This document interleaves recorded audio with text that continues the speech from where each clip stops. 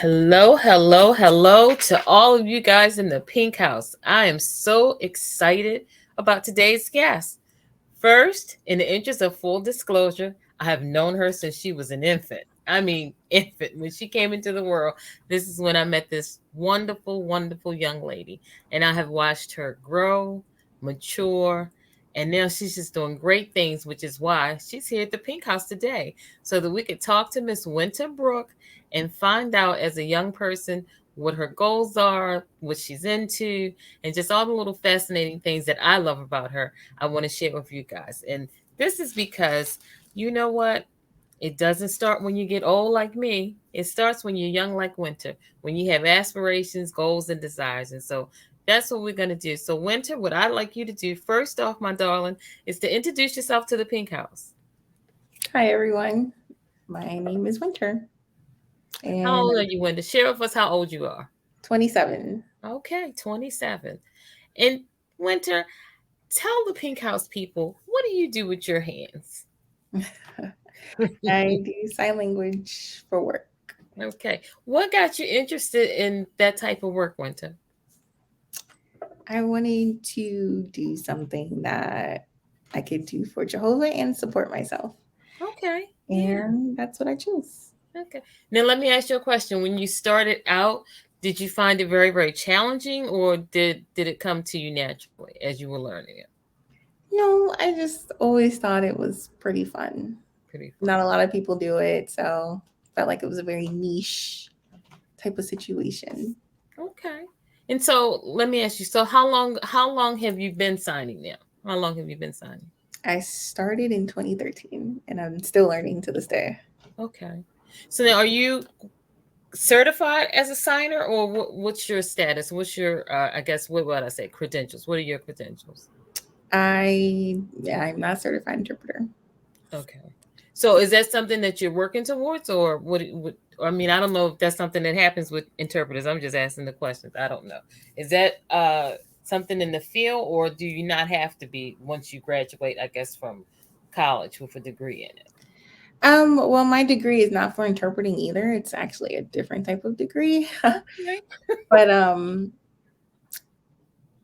so I'm sorry, what was the question? So the question was, were you certified, or is that something that's required to sign? That's what I'm trying to get to.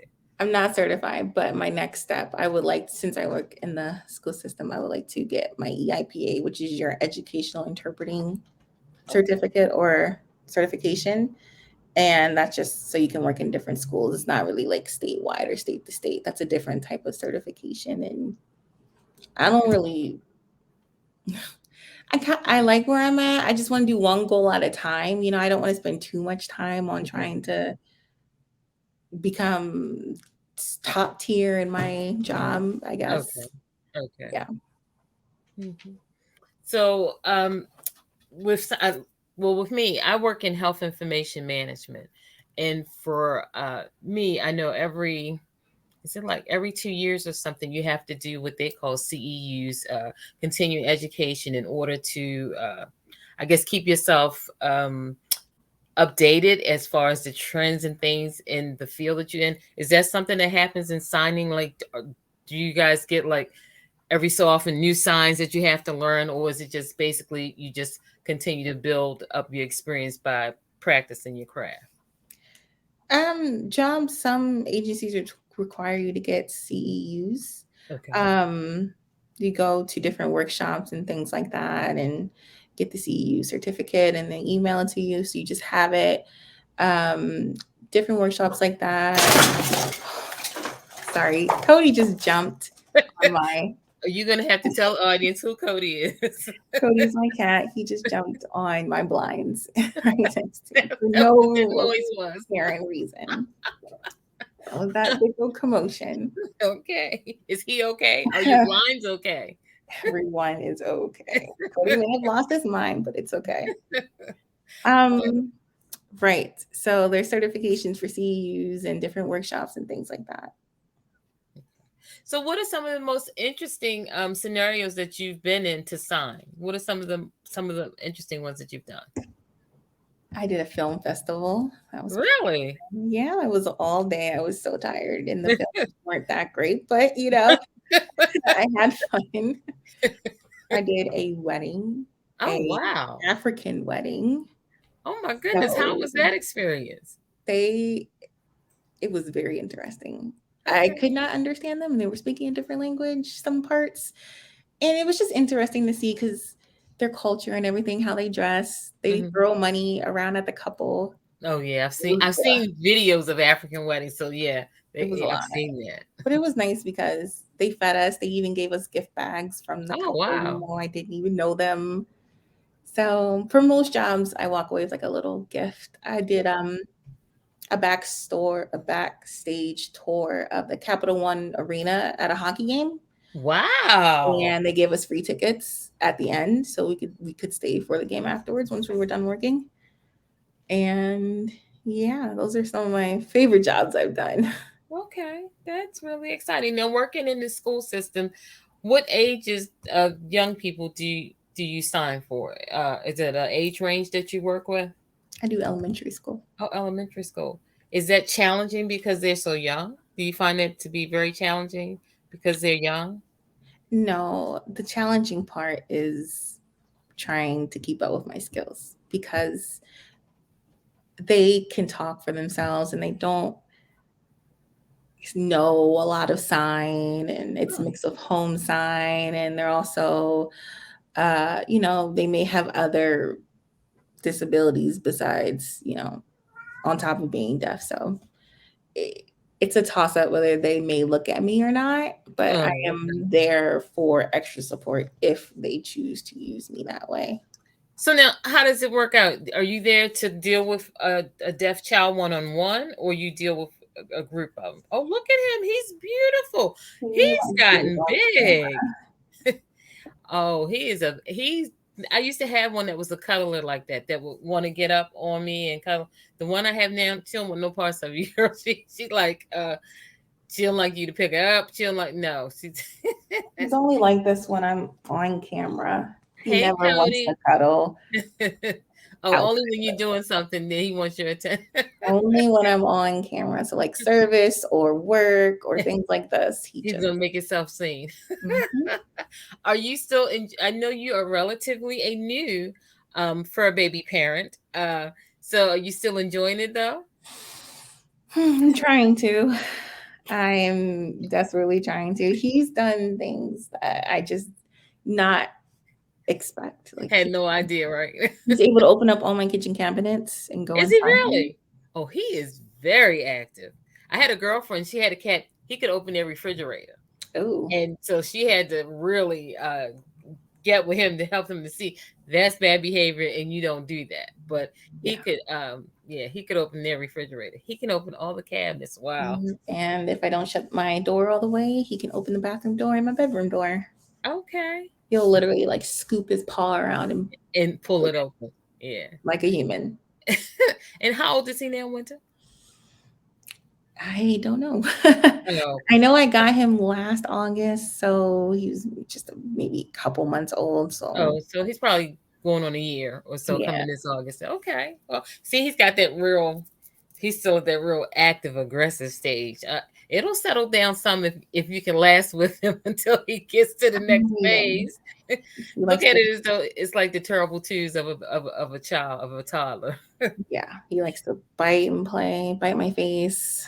Oh my goodness, yeah. I had one do that too. He never did it again after that first time, but I had one do that too. And I'm not sure what to do to get him to stop because he'll just look at me and do it again while he looks at me. No Do matter how you have now? I know one of the techniques we use. Do you have like a little spray bottle that you have water and vinegar in that? Because that's a deterrent. Then you and he just keeps on going. I'll spray him. He'll run away. I walk away. He'll come right back. Just look at me with his claws. Like, and it's hard because I don't want to keep him in his cage all day while Right. I'm at work, and I can't discipline him because I'm not home. Right. So I don't know what to do. Keep loving him. Keep loving on him. And hopefully it'll get better. So now back to the sign. And the last question we were talking about is whether or not you dealt with the kids like in the classroom one on one, or do you deal with them as a group. So you Sometimes. did specifically one-on-one to assist a child individually? It depends what class it is. Specials, usually there's a group, which is like art, gym, library. Okay. But sometimes there's two, sometimes there's one. It just depends. Just Okay. depends. Oh, this is really fascinating. And so, what are some of the next challenges? Like you said, you didn't want to sort of like focus too much on getting to a higher tier, or whatever. But what are some of the personal challenges you've had to deal with when it comes to learning how to sign? I am painfully shy, as you know. Yes, I And I do. picked the one job where tons of people have to stare at me.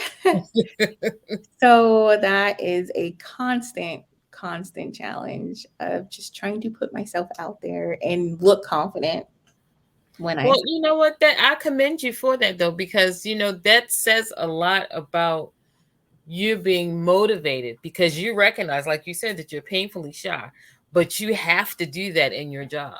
You know what I mean? In Mhm. order to, and so I applaud you for doing that because a lot of times people that have those, I'm gonna say slight insecurities or whatever, they wouldn't even push themselves to that point to even try to do something like that.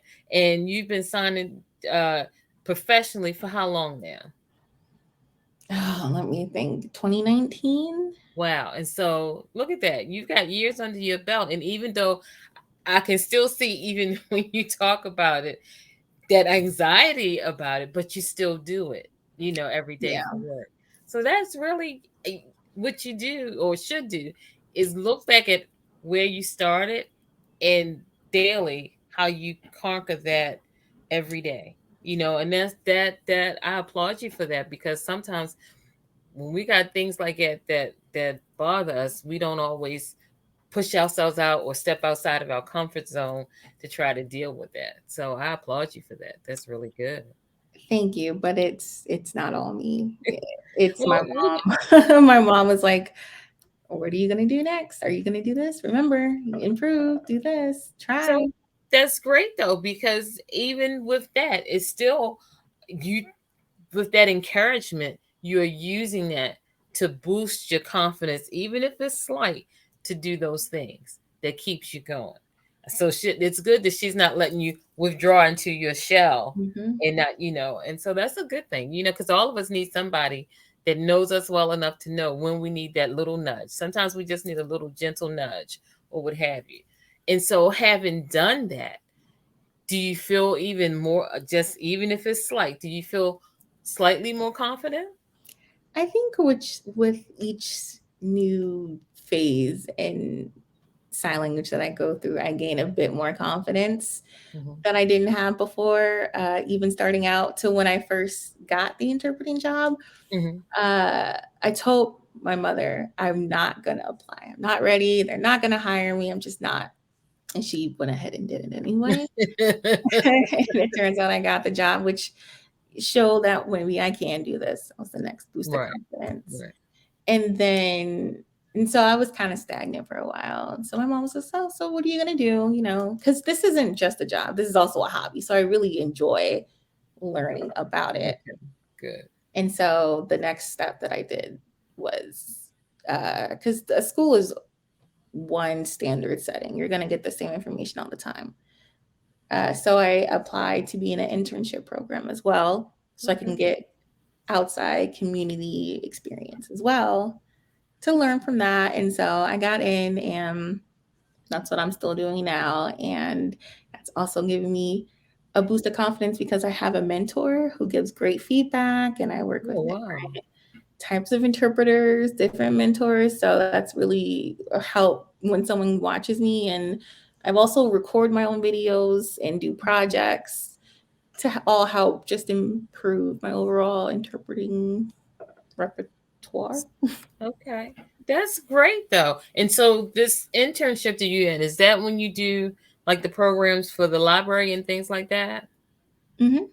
Okay, because now even though I haven't seen you, I've heard great things about you. Yeah, I've heard that you're really good.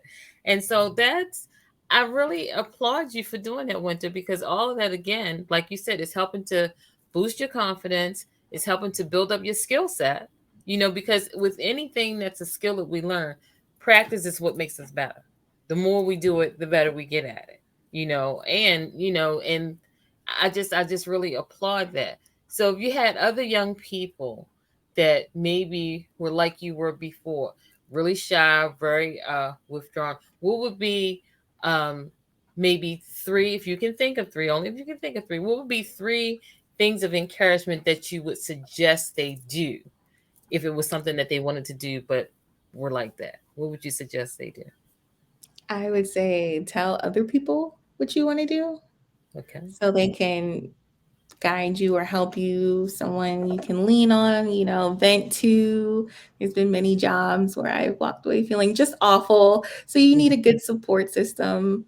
So yeah, just tell people around you so they can help and encourage you and push you to take the next step. And I would also say just do it. Try. The worst that can happen is no. Right. It's not the end of the world. It might stink, but you'll learn from Right. it. Right. You'll see where you improved. And one more thing I would say is, and don't wait, because it you may never have the opportunity, and you don't want to be like, oh, I wish, shoulda, coulda, woulda. Right. You don't want to hate what you do. You want to do something that you love or like can tolerate. And so don't wait to try it out. Do it while you're younger. That way, when you're older, you can like set yourself up, I guess. Yeah. Plus, it'll give you that experience that you can look back on with pride and joy. I really agree with that because I can remember as a young person, and I mean, I just had so many directions that I wanted to go in. I wanted to sing, I wanted to write, it was all these creative things I wanted to do. Um, but when we were coming up at the age when I was coming up as a young person, college and that type of stuff wasn't really promoted. And so I didn't go to college right out of high school. I was, I think, 34. No, it was maybe later than that when I went to college. And so, and it was one of the best experiences in my life, even though I felt like I was the oldest person in the room. I was with all these people coming out of so in some respects I felt very old and what have you. But it was, and I just, in those moments I remember saying to myself, I don't know why I just didn't do it when I came straight out of high school. And so that don't wait, that is very excellent encouragement because yeah, you might could get back to it, but it may take a longer time. And yeah, and so that was one of the slight regrets that I had, that I waited so long before I went to college, because it was a great experience. I enjoyed it thoroughly. But yeah, so now that is the positives of what to do. What are three things that you would encourage them not to do? Not to do. Yeah, like for me, I always tended to have the self sabotage thing. It was like I would talk myself out of stuff. You know what I mean? It was like, and so what are three things maybe that you would encourage them maybe not to do if they want to explore some goals or aspirations that they may have? I would say don't put yourself down. Okay. When you are kind of in that type of situation, it's almost like fight or flight. Yeah. And so, you want to do that fight aspect. And so you want to keep yourself ready, keep yourself prepared, and don't put yourself down. You want to build yourself up, because if you talk down on yourself, you probably will do a bad job. Right. Right. Gotcha. And another negative thing is believe in yourself. Well, don't not believe in yourself. Right. I got what you're saying. Yeah. Right. Yeah, and just try, don't turn things down. Just try the new things, like I said before, Right. because even though it might seem scary, and even if it is, even if you bomb, you will learn something that From will it. make you better at the next job you take. Right. That's very good advice. You got one more, or those are the two you got? That's the two I got. But they're excellent advice, and not just for young people, but for people in general. Because, like you said, even if it turns out to be a scary experience that you were thinking in your mind, you're still going to walk away with a takeaway. You're going to have some type of lesson that you learned from it. One, it could have been that it's not as scary as you thought it was, even if you weren't as successful at it as you thought you might have been. So, yeah, you're still going to have a takeaway from it. And so, Wynter, what are some of the outlets that you do? Because I would imagine that having an interpreter's job, that takes a lot because you gotta, like you said, constantly hone your craft. What are some of the things you do as an outlet to do self-care for Wynter to get away from that? What are some of the things you do for you? I talk to my mom. Okay. Yeah. Yeah, I talk to my mom, I talk to friends. Pretty regular things, listen to music, or maybe call up another interpreter who knows what's going on, who can identify with how I'm feeling in the moment, who's been through that. That always helps. Yeah, Okay. crying. I've done that too. Just whatever helps. I have no shame. I love it. No Take care of shame. yourself, whatever that may be. Hmm. So now, do you do you have hobbies outside of this, or does that sort of, is this the thing that sort of takes up your hobby space too? Takes up my hobby space Okay. because my brain is always thinking, interpreting. When I'm listening to music, I'm trying to see how I can interpret it. I'm practicing my receptive skills. Can I understand what they're trying to finger spell? Going to deaf events just for fun, not even like Right. necessarily for work, just because I Okay. like to do it. So it does take up most of my time. Yeah, I saw, it must have been a clip on YouTube, but it was this deaf girl signing a song. Oh, let me tell you, this girl, it was like you felt this whole song the way she, I'd never seen anybody interpret or sign like that before. It blew my mind. I just saw it like last week or the week before on YouTube, and or it might have been a reel that somebody posted. I think it was a reel because it was a, but it was mind blowing to me. It was like, oh my goodness. And I was like, wow.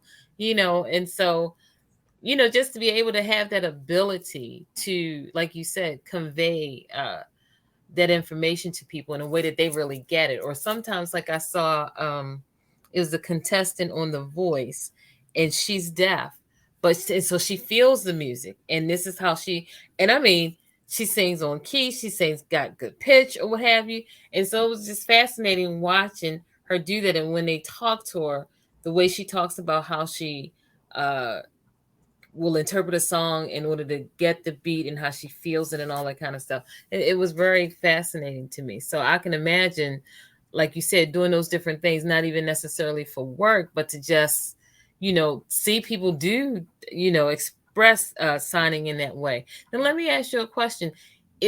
How many different is there a lot of different sign languages, or is there one set of signs? That's what I'm trying to ask, if that makes sense. Oh no, there is not one universal sign language. There's Okay. like Italian sign language, Oh, German wow. sign language. There's even accents in sign language Really? on where you go. Like down south, you might say Coke for all types of soda. You might say pop in the Midwest. You might just say soda. In sign language is the same thing. It might be the sign for example, birthday, but how you would sign birthday could depend on where you live. Oh my goodness, that is fascinating. Okay. I think they call it Hmm. like regional dialect or something. Something. I never would have thought that, because you're thinking just because people using their hands, it's a limitation as opposed to speaking words. But I guess if for whatever your language is, it would, I guess, be the same way for the sign in that language. Oh my goodness, that's really fascinating. Now, Yeah. let me ask you a question, because I remember it was a young sister that I knew that was taking sign language, and she was saying that they used to draw pictures to help them learn. Do I have that right? So you draw pictures to help you get what, a concept of what you're signing? I try and think in pictures. Okay. So I try to listen and visualize it, and then what I'm seeing, then sign it. Sometimes it helps, sometimes it's just impossible. But yeah, that is definitely good advice that I have heard. Okay. throughout the years. Wow. Well, I wanted to talk to you because you know what? We don't often talk to young people. And what I have come to appreciate is there's value with all of us, no matter what age we are, even the very young. And so, and that's why I've been trying to gear up and get a bunch of different young people that are doing good things to share that, to put some positivity out there, because with COVID, with the pandemic, it has been such a struggle for a lot of young people.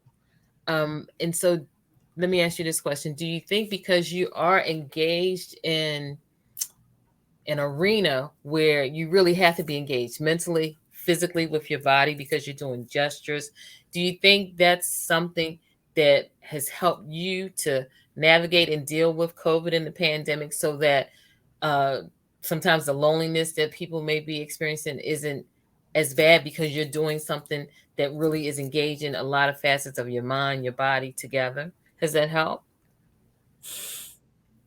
No? No? Not a lot, maybe a little bit, but I'm a shy person, so being up there anyway just makes me nervous. But also, it taps me out socially. It drains Oh, my okay. battery.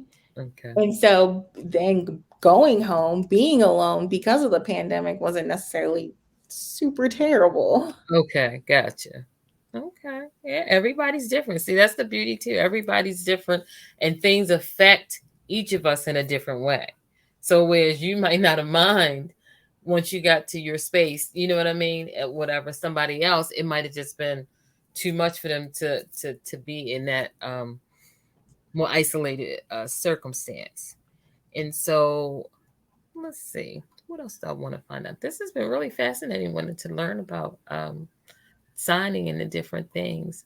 Uh, does Well, the signing? Go ahead. Go ahead. I was gonna say I did feel a little kind of lonely during the pandemic because I moved out of my parents' home Oh, right at the beginning of the pandemic, and I wasn't wow. quite as deep into sign language as I was now. And so I tried a lot of different hobbies. None of them stuck. I tried painting, I tried knitting, I tried cricketing. Oh, not a crafty girl like mommy, huh? Yeah, yeah, she has all the cricketing stuff now. So sign language is the one that stuck and has carried But me at through. least you tried stuff. So that was a good thing. At least you tried stuff for the outlet. Yeah, let me ask you too. Um, Again, I'm trying to differentiate in my head, or if there is a differentiation between the levels of signing when it comes to, well, I guess, do you work with how young is the youngest signed person that you've had to work, that person you've had to work with? How young? Oh wow, preschool. Oh, really? Hmm. Yeah, so that's what I was, okay, so even that young. Oh, wow. I've worked Huh. with preschool all the way up to like 80-year-olds who were deaf. Get out of it. Okay, so the whole spectrum. Okay, that Kids is know where it's interesting. at. Oh, I was really thinking about that because preschool age. So do you find that well, I guess it would be easier with someone older, only because they have. Do you find that it's easier with somebody older because they have more? I don't want to say. Well, I guess language skills as far as signing goes, because they've been deaf longer, as opposed to somebody that's that very young.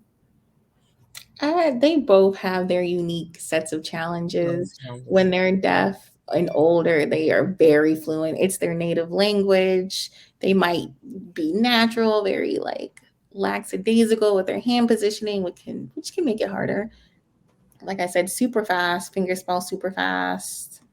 And that could be a challenge for someone who's still kind of new interpreting. Okay. But also younger, they don't quite have the hand dexterity yet to make the Right. proper signs. So you're almost kind of guessing what they're trying to say. They're more gesturing, pointing, things like that. Okay. Mhm. So, would you recommend becoming a sign language interpreter as a career for young people? Would you recommend that? I like it. I would.